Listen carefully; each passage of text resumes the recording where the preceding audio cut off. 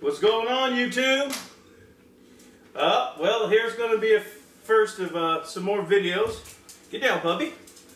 That we're going to make. Since I don't have my son here with me no more, this is going to be basically some kind of little food videos, this, that, and the other, you know, whatnot. I'd like to say thank you to all the people who have subscribed to my channel. I will definitely try to upload more videos more often. I'll try to get better and better as they go with the editing and this, that, and the other. Tonight, what I'm going to do is I'm going to make got some dinner guests coming over. So it's going to be a Mexican night. We're going to have pretty much a full nice entree, and what I'll do eventually is I'll break down each component of the dinner and make in future videos. But right now what I want to do is I'm going to show you how I make my salsa. It's pretty good. A lot of people like it. So basically what we're going to have is got an onion, sweet onion. I've got 2 serranos. Now you could definitely use jalapenos or, you know, something milder if you want, or you don't even have to have jalapenos, but to me that's the flavor. I've got some fresh garlic I'm going to put in here also. About 2 cloves, 3 cloves. Some cilantro. Obviously, in my opinion, that's what makes salsa is the cilantro.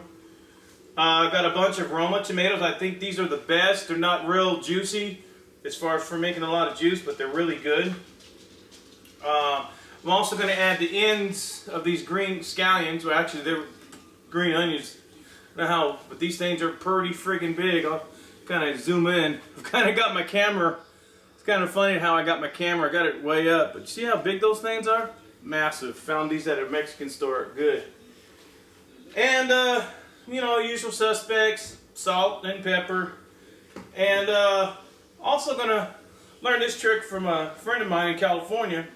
Put some chunks of avocado in it. It just makes it taste even better. So anyways, let's get started. Go ahead and cut these onions. Now, I don't have any really secret recipe, or I know there's a lot of people out there. Excuse me for a second, people. Got to get my deal. Anyways, I don't really, you know, there's tons of ways people have got out there to tell you on how to keep you from crying when cutting an onion. And they probably do work, but me, if you ask me, my method is chop as fast as you can and get the hell out of there. You know, I'm not going to stick you know, I've heard some stuff about putting a piece of bread in your mouth and, you know, just all kinds of weird stuff. And so, me, you know, don't get me wrong, I've been caught up in that mess and teared up. Ooh, don't feel good at all. But me, I'm just gonna go through this onion. Now, as far as the amounts that I'm using for each ingredient, in my opinion, you know, we're not baking. We don't have to be precise. You know, we're cooking. We're making recipes. Everybody's got, you know, in my opinion, they've got, you know, their own ways of doing things. You know, if you probably typed in salsa on YouTube or salsa recipes, they'd probably come up with, you know, hundreds of different ones, which is great. You know, this is just mine. You know, so just a secret on how to, like, fresh garlic right here. I got on how to. Let me see if I can zoom this in a little bit more for you people. How's that look? There we go. Fresh garlic and instead of trying to peel it and taking forever. Best way now I've learned this trick obviously on TV. Best way to do it is to take your garlic, put it on your cutting board, grab the back of your knife, and hit it pretty firm, and it should almost just pop right out. We'll see. Yeah, see? Whole piece just comes right on out. And I love, you know, I try to use fresh, you know, everything that I can when I can. You know, depending on the time of the year that you're doing something like salsa, for example, depending on where you live and what time of the year it is, maybe, you know, fresh garlic may not be readily available, or, you know, good tomatoes, you know. So, yeah, an extra one, I don't need that. So for me, I love to use Roma tomatoes for my salsas. To me, they've got a, and I don't know how to use the word or if it's the right proper word to use, but they got a real tomatoey flavor. I guess, you know, certain tomatoes are good for certain types of recipes. In my opinion, a Roma tomato has a real tomatoey flavor, kind of acidic.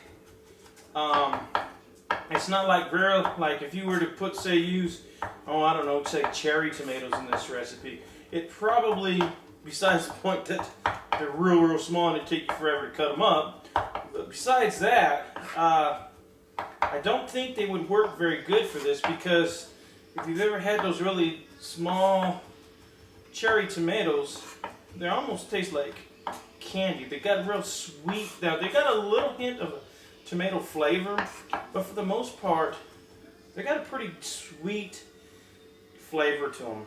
So they're not the best selection for this. So anyways, I'd say I probably in this bowl, I've got at least a half to maybe 3/4 of a cup. Maybe, I'm not sure if that's quite a, oops, sorry. I gotta figure out where I'm at. Sorry about that. Anyways, I've got about probably 3/4 of a cup of onion in there. Next, I got 3 cloves of garlic, fresh garlic. Now you could use, you could definitely use, you know, garlic powder, onion powder, but it's not the same. Next, I'm going to take these 2 serranos. Now, we've all heard that the heat is in the seeds, which is obviously very true.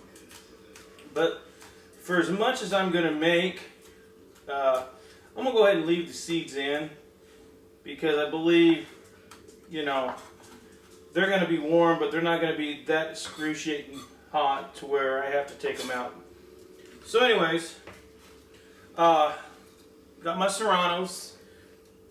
Obviously, if you've worked around chili peppers, you know that you got to be mindful of working with the chili peppers, because if you rub your eyes or or something else, you're going to be hating life.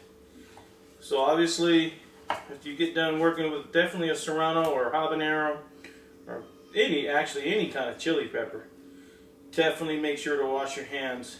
Now the best way, as far as getting the hot heat off, I wouldn't use any of the frou-frou, I don't even know if that's the right word to use, those smelly hand soaps. You know, those are pretty much just made for you to, you know, smell good, I guess, when you wash your hands. But if you want to take the smell, the heat and stuff off your hands after dicing up a jalapeno, you need a really good dish soap, in my opinion. You know, something like a Dawn, or I'll tell you another thing that I used to do, and my grandmother showed me this back in the days. I guess it's an old school trick. This trick also works for if you go fishing and you're handling bait and stuff all day long. This trick actually works for getting that fishy smell off your hand, and that is salt. Take you some salt. Now what I usually do is when I get done, like when I get done here, before I forget, because obviously it's easy to forget, but as soon as I get done with chopping everything, is I will get some soap, dish soap, and then I will get me a little bit of salt, put it in my hands, and rub it all together, and it's you can almost pretty much rub your eyes or whatever afterwards, and that heat is off. It's kind of interesting. Anyways, just thought I'd let you guys in on that little tip that I had heard of when I was growing up.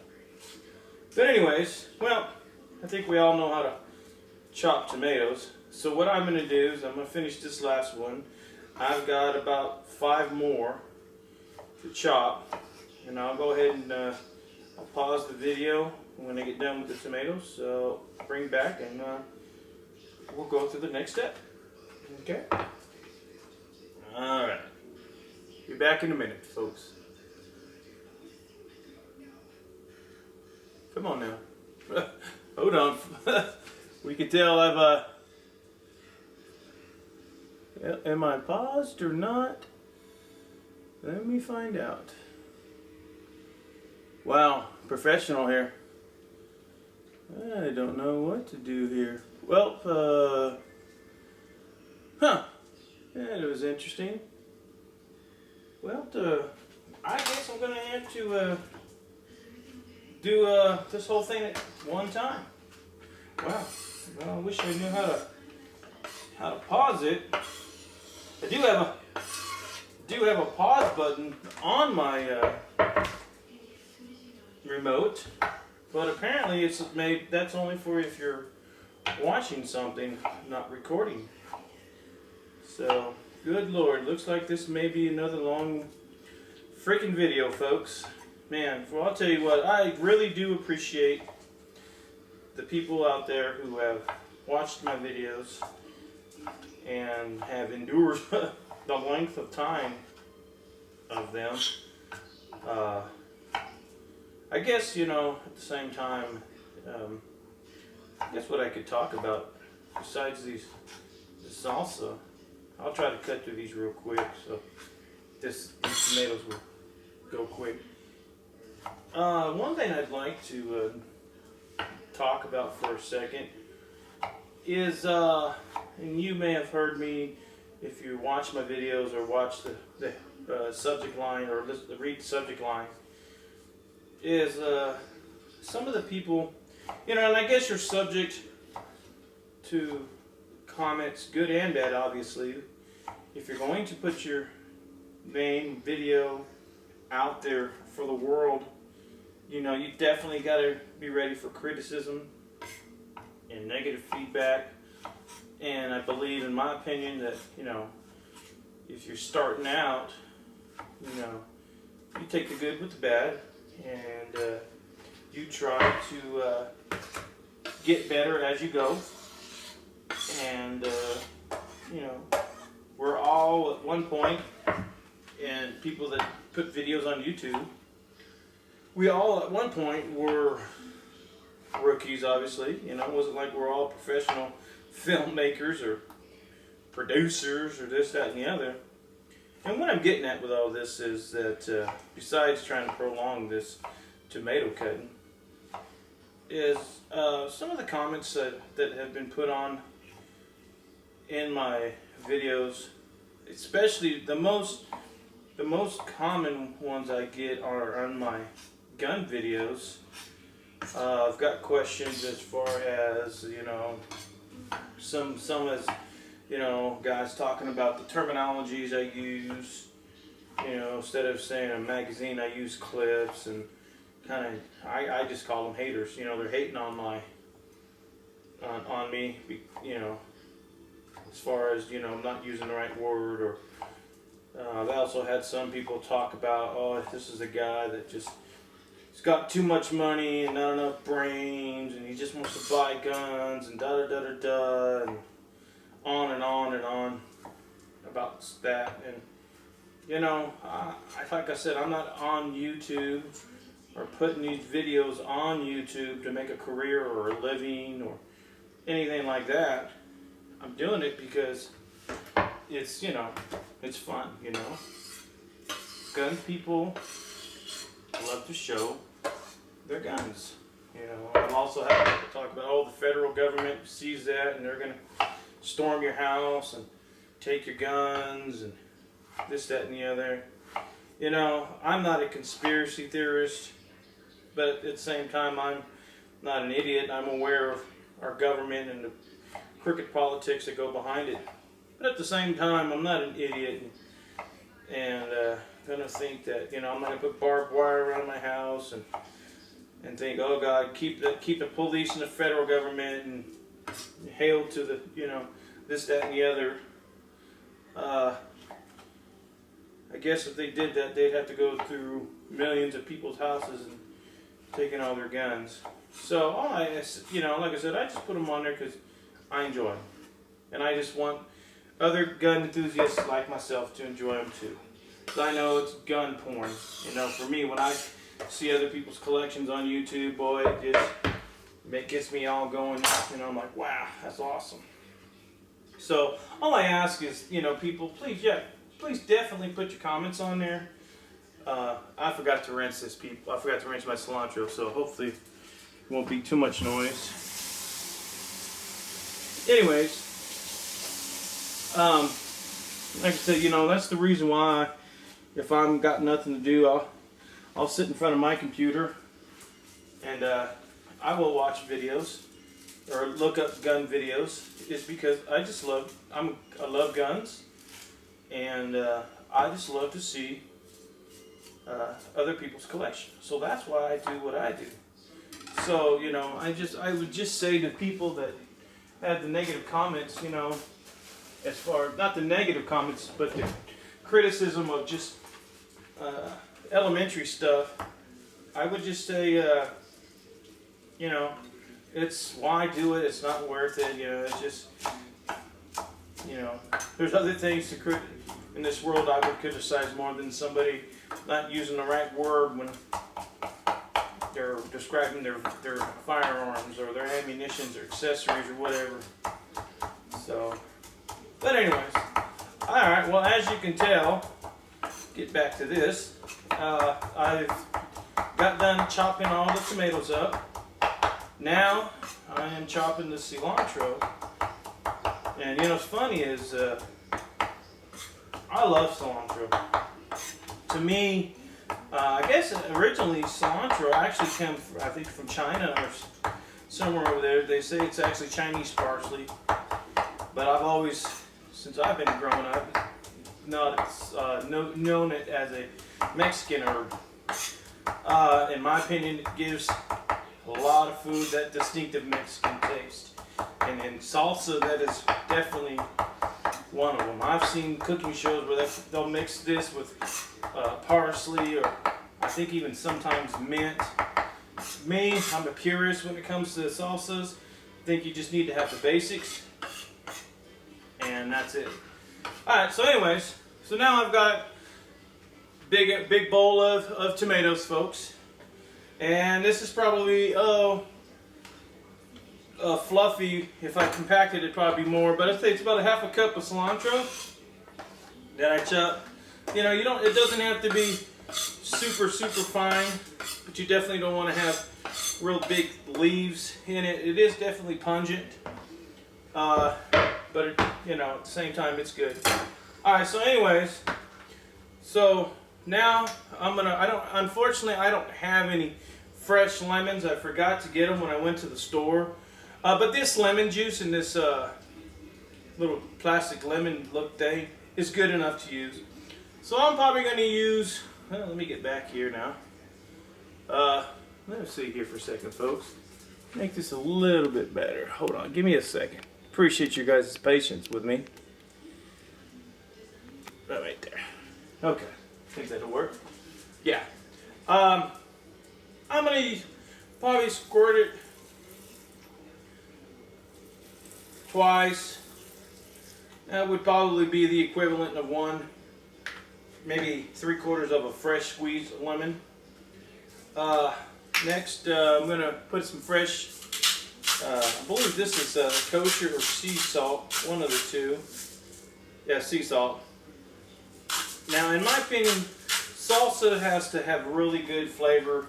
So salt in it, I would say that was probably half a teaspoon or a teaspoon of salt. Same with the pepper, just put a little bit in it. let me go over here and get a big spoon, and let's mix all this up. Now salsa obviously tastes better the longer it marinates and sits. So I've got my guests coming over in a couple of hours, so that's why I'm making this now. So by the time they get here, in my opinion, it'll have its full flavor. So now what I'm going to do is, I mean, I've already got onion in here, so I'm not really going to be using this green onion. Or, like I said, these things are massively huge. They're like morphidites. I'm just going to use one. I'm going to come over here and clean it. Didn't clean it. Yeah, you can tell I was in a hurry to make this video. Didn't really think out a lot of stuff before. But we're also on the menu tonight, just in case you all are curious. One of my specialties is homemade tacos. I think I make pretty good tacos. I've never had a complaint yet from anybody who has eaten my tacos. And like I said, I will definitely make a video on that real soon. Because I like, my wife, it's kind of funny, my wife, she's not a huge, you know, she's a southern girl, so she's not really huge, and I mean, they definitely Mexican food down here in the South. I'm originally from California, but now live here with my wife in the South. But anyways, they're not the biggest taco fan. They definitely like eating tacos, but nothing like me. I could eat tacos 7 days a week, 365, and that is no exaggeration. Now, being that this is pretty big green onion, I'm going to actually cut it in half first. Normally I would just go ahead and cut it in the little rings, but because it is so big, I'm going to cut it in half first. Now, I'm not going to obviously waste this white part. It's not going to hurt to stick it in here, but really, mainly all I really want is the green part, more for color and a little milder flavor. You know, this thing almost reminds me, they're so big, they're almost like miniature leeks, so that's pretty cool. So anyways, alright, almost done here. And the next thing I'm going to add is some avocado. So, alright, get that in there. Oh, sorry, I need to continue to let you know when I'm also putting in the on the menu tonight. So we're having the tacos. Then I'm also going to make some fresh refried beans. One of the tricks to making fresh refried beans, in my opinion, there's several different ways to do it. But look at that. That looks good, doesn't it? Oh man, that looks good. I have to, once again, leave you folks for a second.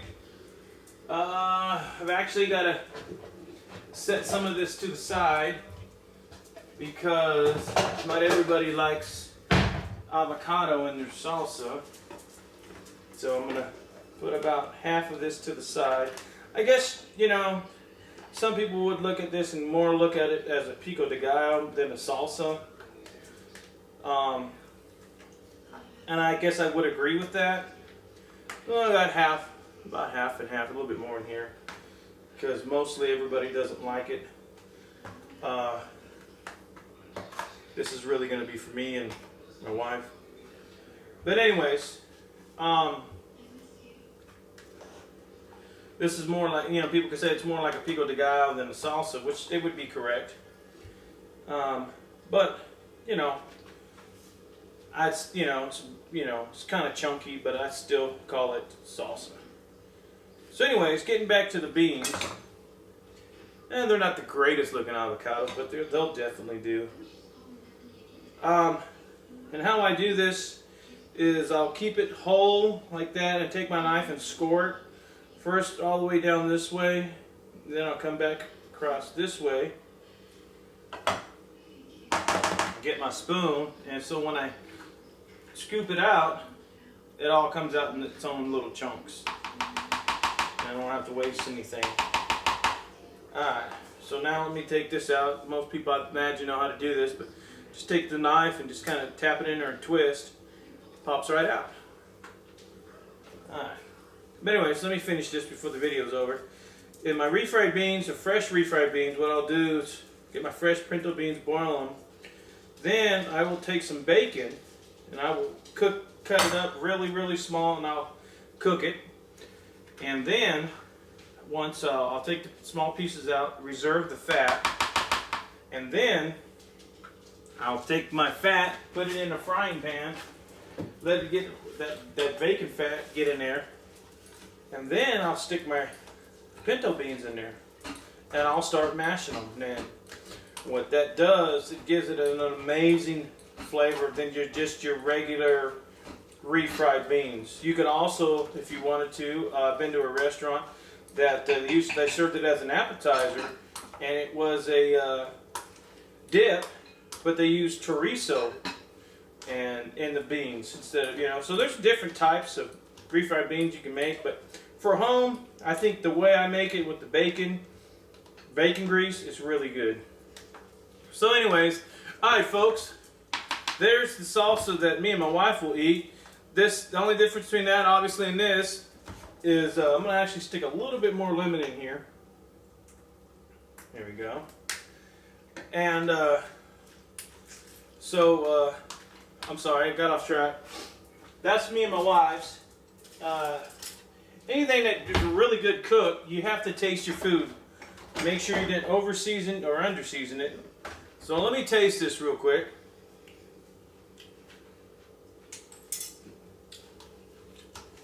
It's got all the flavors, but it's definitely lacking. It needs some more lemon. This is definitely going to need more lemon.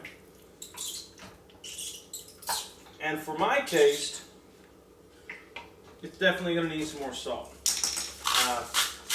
Just remember the old rule, when salting stuff, you can always add to, you just can never take away. So, I think that's it for that. Oh, then also, the video's going to end here in a second. I'm also going to make fresh or homemade Spanish rice also. And like I said, I'll have a video on that and everything later on down the road. So anyways, I just once again want to thank everybody for joining me. And this is my salsa. I know it wasn't very intuitive, detailed salsa. But basically we got fresh garlic, onions, Roma tomatoes, I believe that's the best to use, cilantro, lemon juice, salt and pepper to taste. And if you want, like I did, oh also I put some green onions in there just for more of a little color and flavor, because it doesn't have a strong onion taste. And then like I said, if you want, you can put an avocado in it. I think it tastes better. But anyway, oh also, sorry, I put 2 serranos in there. Now, like I said, you know, that's if you wanted it hotter, you could definitely add more. So anyways, folks, I appreciate it once again. You guys joining me for a video, and I promise you, as I get a better tripod and this, that, and the other, the videos down the road will definitely get it much better. And with that being said, appreciate it. Thank you. Please put a comment down there, like or dislike. It's definitely welcome. And I'll see you guys then next time. Thank you. Bye-bye.